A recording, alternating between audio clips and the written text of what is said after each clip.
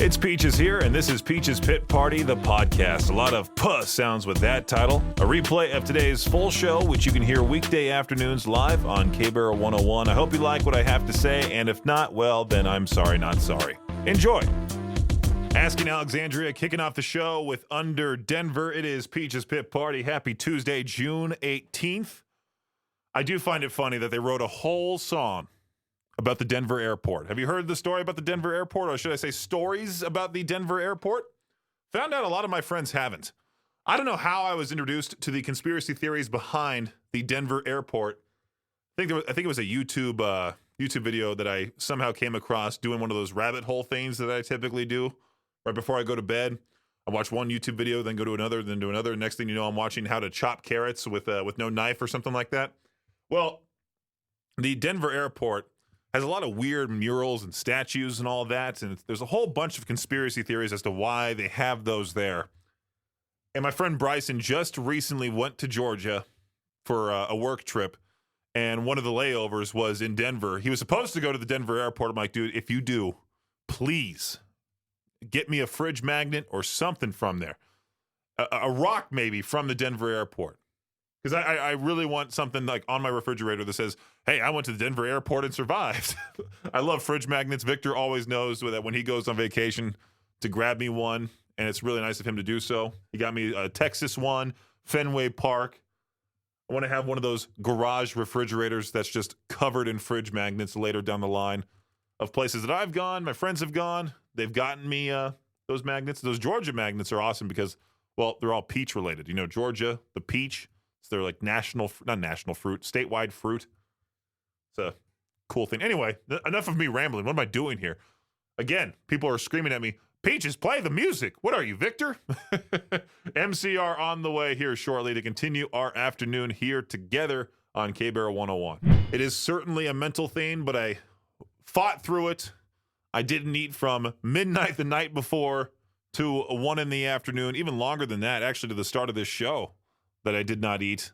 But luckily enough, last night I prepared myself a nice big dinner, had an ice cream sandwich or two afterwards, just to make sure that I followed the doctor's orders and didn't eat from midnight to about now, just to get ready for that stress test with the cardiologist. I really hate those types of rules, but I understand them completely. And when a doctor tells you to do something, you do it, just because they know what's best, really. But last night I was petrified that today was going to be unbearable, that I was going to just be dizzy, lightheaded, stomach rumbling the entire time. I had 2 full burgers last night with a twice-baked potato and then 2 of the Reese's peanut butter cup cookie sandwiches. I went to Walmart late night and was like, I got to get myself a couple of these to, not eat, to fill up my stomach before I have to, eat again during the middle of the day today.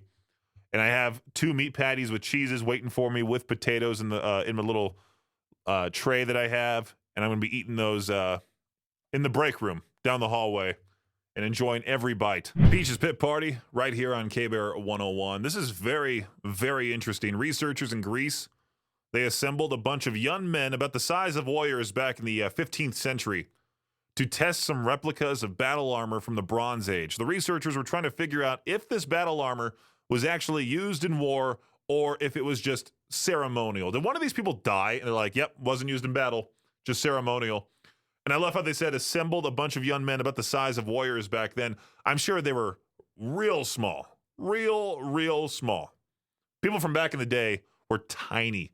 You ever go to one of those historical sites? Like, Back when I was like 8 years old, my family and I went to Boston and we visited Paul Revere's house. You might as well have pulled out a Barbie dollhouse and said, hey, this is Paul Revere's house, and it would have been the same size. It's crazy to me how people have evolved over the years. I mean, Abraham Lincoln was tall back in the 1860s or 1850s, 1800s, early 1800s, and he was about 6'4". I mean, he must have been a freak back in the day. And he was different looking too. He had that beard and all that. That's an intimidating president, I can tell you that much. Maybe we need like a giant tall dude to be president. Not me. I'd be too ruthless. I'd be terrible. And plus all the negative comments online would be unbearable. unbearable. I don't think anybody is going to want to run for president in the future just because of all the negative comments, plus people watching you all the time and criticizing you for what you do. There have been videos online of Biden drinking milkshakes a different way. Isn't that weird? Like, just leave me alone. I'll just drink my milkshake weirdly in peace. This right here is your Shot Clock Sports Update. Tom Brady made his debut as a Fox Sports analyst on Sunday by appearing during the UFL Championship. Now, Brady didn't do that much analyzing as he was there to plug being on Fox's best NFL game each week. And it seems that Brady is taking his upcoming TV job more seriously than people thought he would. He recently revealed at the Cisco Live conference in Las Vegas that he's using AI in prepping for the season. So I can better understand the matchups, the plays, and different situations that come up in the game, is what he said, which begs the question, why does the winningest QB in NFL history need AI to tell him about football?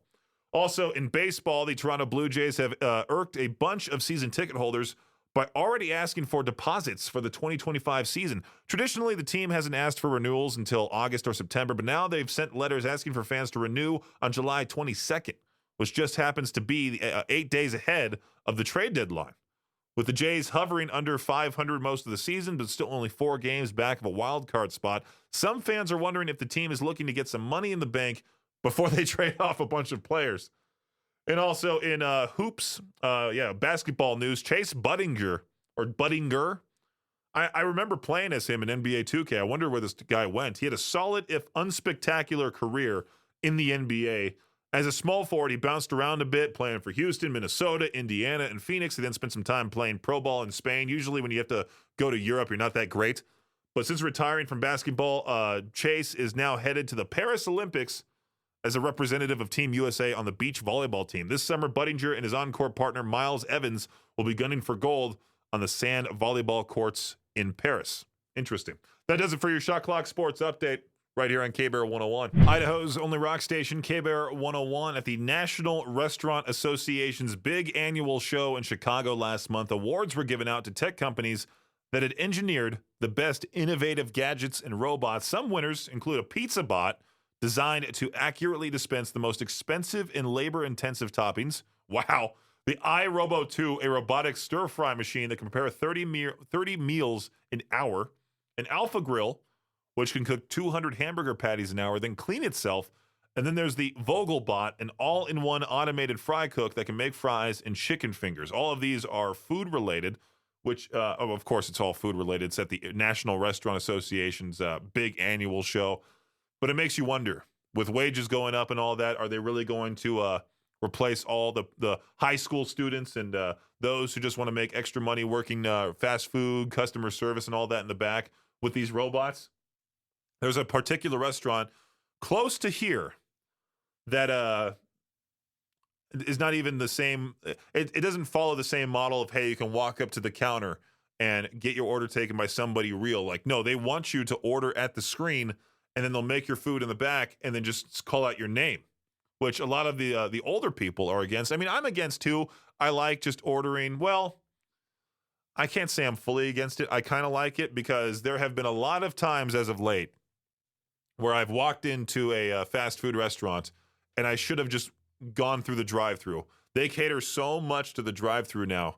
It is so different from back in the day. The drive-thru is number one. That must be what the manager tells them. Drive-thru number one, customers walking in two. I'm not going to name the name of this one particular fast food restaurant, but me and my friend Bryson were waiting for about half an hour, and we just said forget it, and we went to a different restaurant close by where we could just get our food and all that real fast. And it makes you wonder, are all the restaurants in the future going to start relying not only on self-checkout, which is already a huge ordeal compared to or based off the posts online and such, are we going to now have self-service restaurants? And people are going to throw a huge fit about that on Facebook. Peach's Pit Party right here on K-Bear 101. I was just talking about fast food, and I came across this story about a content creator that has gone viral for doing a marathon inside a Taco Bell. The username is Ugh Madison, UGH Madison, walked on a treadmill for more than 10 hours to complete a marathon inside the restaurant. She fueled herself with water, Mountain Dew Baja Blast, the best soda out there, Cantina chicken bowls, for protein, I would assume, and nacho fries for a nice starchy carb. After 10 hours and 3 minutes, 26.3 miles, and 58,000 steps, she said, I'm extremely proud to say that I'm the first person in history to do a marathon at Taco Bell. We just talked about the whole dining room experience and how people are not necessarily in the dining rooms of fast food restaurants anymore. You have people pulling out treadmills now. These content creators going, what can I do inside my local Taco Bell? Or maybe even now my local McDonald's. Can I full on do a horse race? Can I bring a live horse inside a McDonald's and have it run around and break a world record that way? Go viral on social media. Why not post that on the K-Bear 101 social media pages at K-Bear 101 FM? Just me riding a horse inside a McDonald's. That wouldn't be a bothersome at all, wouldn't it? I came across this question here. Today's question from the radio prep. What's the worst job interview you've ever had? This is not today's to peach their own. I just want to clarify that. I don't have a worst job interview. I think all job interviews for me have run pretty smoothly. I've enjoyed all of them. Not enjoyed, but I've gone through all of them. There's nothing really that sticks out for me. The best job interview I've ever had, though, was when I wanted to quit Knott's Berry Farm, quit being a ride operator, and go towards this Asian diner called Payway that we had right by my place, my parents' place. It was so much more relaxed in there. The manager was extremely cool. I already knew about the manager and all that because my friend Bobby at the time was already working there, and he was telling me how awesome it was. You can just tell them your schedule. And Knott's Berry Farm, I was working some shifts that were 9 a.m. to 10 p.m. all day, every day, and it was unbearable being the ride operator for the log ride. The uniform was a flannel shirt, jeans, suspenders, and a beanie, and like these thick socks. And luckily, the ride was sort of indoors, because there were days where it was 85, 90 degrees outside, and I'm wearing a flannel shirt, a flannel jacket, a beanie. It was unbearable. And I'm moving around, moving these logs around. And so I was very happy to leave that place. And luckily, my friend Bobby at the time told the manager, like, hey, I have this guy who wants to work here. He wants to leave his current position. So my job interview was literally just, hey, man, we want to hire you, so do you play Pokemon Go? Where are the good Pokemon Go spots around Knott's Berry Farm? Because at the time, Pokemon Go was the it game. It was around 2016 was when I got hired there. It was just that question. He's like, okay, cool. You got the job. And that was about it. K-Bear 101, Idaho's only rock station. While most companies, they're looking to speed up the checkout process, one Japanese supermarket is doing the opposite. They're testing a slower process. They were testing a lane specifically for the elderly and the disabled. But the line has become popular for a wider portion of customers who simply dislike feeling rushed. Now, I get that, but at the same time, I'm a guy, whenever I go to a store and I want to check out fast. And every time I go to the self-checkout area, no matter if it's Winco, Walmart, whatever it may be, there's always a couple of people in there that have way too much stuff in their cart for self-checkout. Like, they've obviously ignored the rule about 15 items or less when it comes to self-checkout. But then also, they don't know what they're doing. Like, they'll stare at the screen. I one time counted. I was sitting there next in line. All of them were taken up. And I'm watching this lady stare at the screen. And I timed it. She did it for 23 seconds before turning around and going, hey, could you help me with this? She just stared right there at the screen. But this store claims sales has increased by 10% since testing the slower lane. Customers in the slower lane can count their money without feeling rushed, bag groceries at their own pace, chat with the cashier. I am the worst person to be behind you if you're going to be that person who hates being rushed. This is the reason why I love Southwest Airlines. Because usually any airline out there will go, all right, we're going to board first the people who are handicapped. Then we're going to board people with priority, blah, blah, blah. And then it goes section 1, section 2, and that whole process down the line, right? With Southwest, it goes, get on the plane. Get on the plane. They just keep repeating it. Find a seat and get on the plane. K-Bear 101 Idaho's only rock station. I do love Instagram Reels. They're my absolute favorite thing to just endlessly scroll, send a whole bunch to my friends all at once. They get annoyed by me. There's this one account that keeps popping up called Care by Cara. And all she does is do these weird, like, ballerina dance moves and then says, hey, you should replace your regular almond milk with this better alternative option that's a whole lot healthier for you. And she shows you different substitutes for healthier items. But, of course, Instagram being Instagram, all the users in the comments are just downright awful. They'll say things like hate from Australia, hate from New Zealand, that sort of thing. but they'll also go even worse than what I'm saying, right? That I cannot repeat on the air. One guy went so far as to make an account called Farts by Kara, and all he's doing is taking her videos and adding farts to them. So when she's spinning, all you hear is that type of thing. And it's stupid, and it somehow has almost now the exact same amount of followers as she does. And she's even in the comments saying, hey, please DM me back and all that. I wonder if there's going to be a war between the two. I wonder if this account is going to be taken down. I hope not. Like I said, it's about the same level as her, and it's pretty funny. And it's also endorsing her account. So, I mean, it's sort of a win-win for her. This right here is intense. Some guy named Marvin Pate, he opened up a restaurant called Bliss, whose menu is centered around upmarket Caribbean cuisine. All the chefs are Jamaican. That's not the intense part whatsoever. No, the intense part is that Marvin was like, hey, you know what? Here's my policy. No men under 35 years of age. No women under 30. That's right. And he had the nerve to, the assistant manager, Erica Rhodes, told the news, it's just something for the older people to come do and have a happy hour, come get some food, not have to worry about some of the young folks who bring some of that drama. I can tell you right now, most older people are way more drama-oriented compared to somebody like me. Look at my parents' neighbor, Linda. She knows everything and anything gossip-wise that's happening on my parents' cul-de-sac. Everything. When it comes to, these people are not trimming their grass because of this or whatever it may be. She knows about it. And I would say older people are more of a nuisance in a restaurant than people like me. Well, I mean, I'm different than most young guys because I'll sit there, want to eat my food in peace and quiet, and then leave. Every time that I eat, I am downright silent. People, for some reason, talk during their food. No, I'll just eat real fast and then get to talking after I'm done. It's a very weird thing. I don't know when that developed in me. But, I'll have friends who I'll eat dinner with, and they'll start talking to me, and I look up to them as if like, what did you just say? Why are you talking to me when I'm eating? Let me talk to you afterwards. It's very uptight of me, and I shouldn't be doing that. Don't follow that. Be friendly to your friends. Don't lose friends. There you go. And also, don't be like this guy who's gonna, bans people under 30 years old, and then wonders like, where's the crowd at? I don't understand catering to the older folk. I really don't. Now, this is today's What the Headline. An Iowa woman has been arrested over a severe and dangerous episode of cold feet. Yeah, this is what you don't do when it comes to a first date. Her name's Samaya Thomas. She met a guy on a dating app. After exchanging several texts, she agreed to meet up with him in person. However, she got very nervous and decided at the last moment that she wasn't ready. So instead of doing the right thing, just telling the guy, hey, I'm not exactly ready for meeting in person yet. No, she called 911, told police that her abusive ex-boyfriend, whose baby she was carrying, was outside her home, threatening to hit, punch, and hurt her.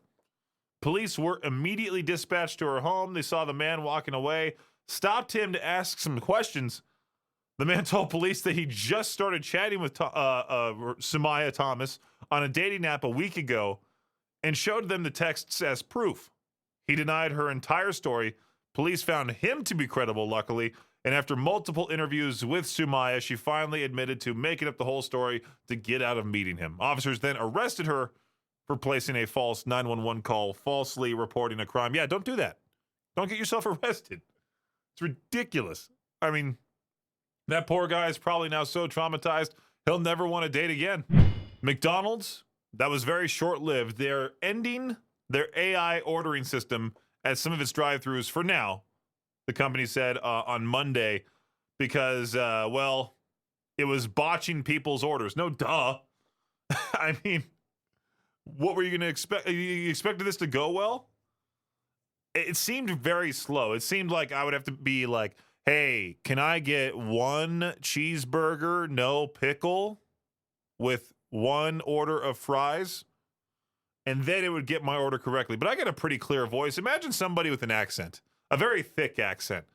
They'd probably get super frustrated trying to get their order taken through this AI. It wasn't going to understand a single word they said. And then, of course, they would get to the first window and be all frustrated saying, hey, the machine over there messed up my order. Some of the failures had gone viral online, including one TikTok from 2022 where a man struggled to order a Mountain Dew with his Big Mac meal and instead kept getting a medium Coke added to his order. He kept screaming, no, that's not correct. Cancel. I'd be doing what I usually do when it comes to robotic phone calls. Real person, just screaming that at the screen. Idaho's only rock station, K-Bear at 101. One thing that I have as a pet peeve when it comes to being in radio is watching other radio stations promote these concerts where they don't even play the artist that's going to be at that concert. For example, the world famous K-Rock, they posted a couple hours ago, hey, let the metal mayhem begin. Get tickets to see Bad Omens and more at Mayhem Festival Sunday, October 12th. And I'm looking at the lineup. Of course, they don't play a single one of these bands. I mean, maybe one song from Bad Omens, and that is Just Pretend, because that went to number 1 on alternative radio. But come on, really? K-Rock hasn't played any legitimate rock since I've been alive. I mean, they've always been that wussy alternative station in Los Angeles. And I feel bad for the Los Angeles rock audience because they don't have a rock station to go to anymore. I mean, the world famous K-Rock, the KLOS is definitely just classic rock. 100.3 The Sound was classic rock when that was around. They have Jack FM that also plays just a weird playlist, sometimes rock included. This Mayhem Festival should not be promoted by K-Rock. And watch the K-Rock DJs try making a stage appearance here and there. Everyone's looking around like, wait, what? Who are these people? And why are they on the stage?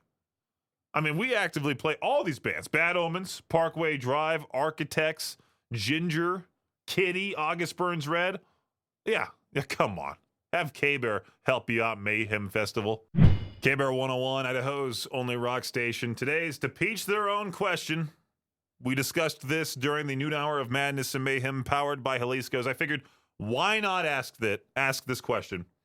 A giant 5-minute timer appears in the sky, starts counting down. What's the first thing you do? And I'm already seeing some of the answers on the Facebook group. It's pretty funny. Set it back 12 minutes so I'm not late for work from James. Popcorn takes about 1.5 to 2 minutes, so I've got 3-ish minutes to eat it. I don't even know what Red Ed even said. Pounding a fifth of mezcal. I don't even know what that is. I'm too innocent for that. A giant 5-minute timer appears in the sky and starts counting down. What is the first thing you do? Let me know over at 208-535-1015. A giant 5-minute timer appears in the sky, starts counting down. What's the first thing you do? I'm going to have to go all Florida man on it and just start shooting at it. I feel like that's something that Idahoans would join you as well in doing so. Let's get this other person on the phone here. Hey, how's it going? Not too bad. Yourself? Doing fantastic. You here also to answer today's To Peach Their Own? Oh, yeah. I just roll a big fat one and fire it up. There we go. We have as the other caller says, shooting the darn clock, and then you'll just relax and enjoy the I guess, last 5 minutes. Nobody knows what the timer's for. Yeah, exactly. That's why I'm just going to shoot at it, because who knows? I could save the day. I could speed it up. You never know. What if, like, a giant health bar pops up at the end of that? That'd be interesting. Like, something just pops up, just all like a giant red bar, and then you just feel the earth rumble, Godzilla comes out or something. Or it's just like a gigantic life bar, and you have to, and all of a sudden, just like for a big boss fight. You know that thing where it's like, hey, you could win $10 million, you'll get $10 million, but for the rest of your life, you'll have this killer snail slowly following you that's invincible. You can't kill it at all. You ever hear that question? What if it's just that, like a snail that just comes after you, and you gotta get away from it for the rest of your life? I'm okay with that. Yeah. This is terrible. Snails can't swim, so. There you go. How's it going? Hey, Peaches. I just wanted to tell you my answer. Yeah, what would be your answer for a giant 5-minute timer appearing in the sky and starts counting down? What would you do? I would probably lose my mind. That's about it? Just lose your mind and run around? Yeah, the same guy was saying to answer what the guy was saying earlier. Yeah, I feel like you're being honest here. Most people would say, oh, I would do this and do that. But in all reality, if that honestly went into the sky and started counting down, I'm sure many people would just go right to Facebook or even Reddit, start posting about it, start posting what it exactly is, conspiracy theories about it. Nobody would really do much besides panic and go online. Hey, K-Bear, what's going on?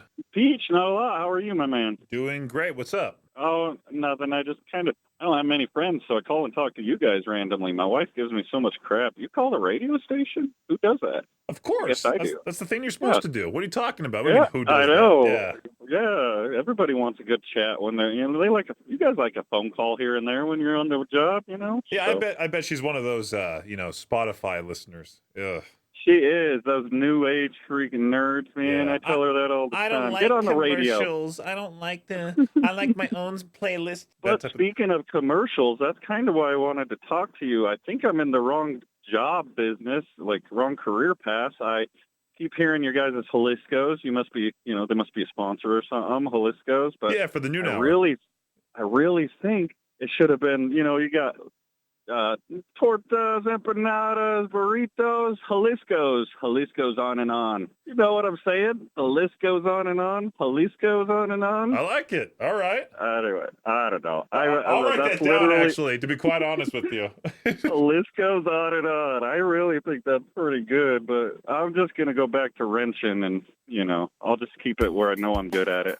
Thanks for listening to Peach's Pit Party, the podcast. If you enjoy the show, please share, subscribe, and rate the podcast. Peach's Pit Party is hosted by me, Peaches, and is a production of Riverbend Media Group. For more information or to contact the show, visit riverbendmediagroup.com. Until next time, Peach out.